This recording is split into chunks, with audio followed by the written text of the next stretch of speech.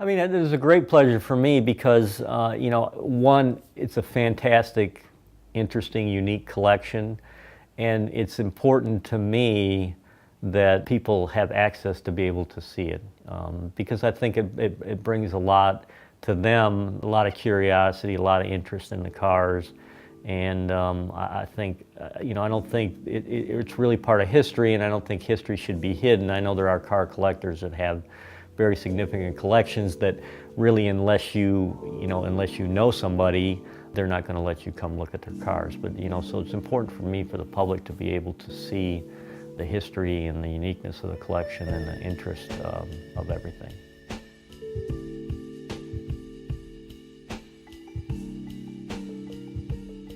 My name's Jeff Lane, and I'm the director of the Lane Motor Museum.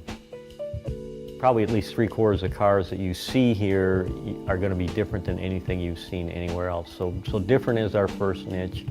Our second unique feature, I think, is we're dedicated to keeping the cars all in running in roadworthy condition, because we like to demonstrate the cars, and we believe that part of the art of the car is to see it drive down the road, or maybe hopefully even get a ride in it.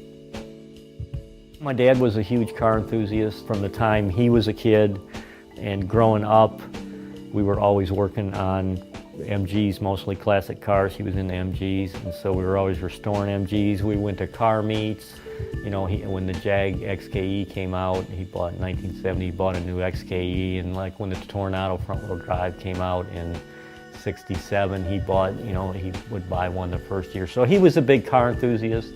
And he passed that on to me. He and I spent a lot of time together. Cars really had one function, and that was to move people from one place to another. And maybe sometimes people and luggage, but basically people. And so what we want them to take away is that, here's 1,000 different ways, or 125 different ways to really satisfy that need and to move people from one place to another. But on top of that, to understand that, different regions and different times, there were very different needs, and so if you look at the collection now and you look at it as Nashville, Tennessee, currently, 2013, that doesn't make sense. I mean, that's true, but if you go back to the time and the place where these vehicles were manufactured and developed, they made a lot of sense, and that's what we're trying to show to people is the history of that time and that area, and why these cars were really integrated into that time period of history. One of the most unique brands we have is microcars, which were made in Europe in the 50s and 60s, under 400 cc's. So they are obviously very small cars. There were lots and lots of microcar manufacturers, and a lot of them made, 1,000 or 2,000 cars. BMW Isetta was one microcar which actually made 160,000. That was kind of an anomaly because most microcar manufacturers, again, made 1,000 or less. About 95% of the cars do run. 5% are in the process of being either restored or renovated so they can run again. We have one person that's kind of dedicated to what we call the exercising of the car. So our goal is to drive everything at least twice a year. So we have one person that does the exercising, and then we have 2 full-time restoration technicians that are involved in, restoring cars or doing major. We don't always do a restoration, but sometimes we'll do like a totally engine rebuild, or we have to go through the brakes and the fuel system to get the car up and running again. We do about 5 major exhibits a year, and so we usually we have one major exhibit in the front, which usually involves about 10 cars.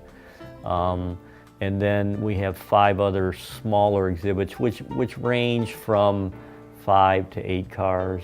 So, and then sometimes we'll rotate a car singularly off the floor. Our goal is to kind of rotate about 130 cars on the floor, is to rotate about half of them every year. And people say, I haven't been back, and I was there 2 years ago, and they'll come back and say, oh my God, I mean, there's like 50 or 60 cars different than 2 years ago. So, we try to do a lot of rotation.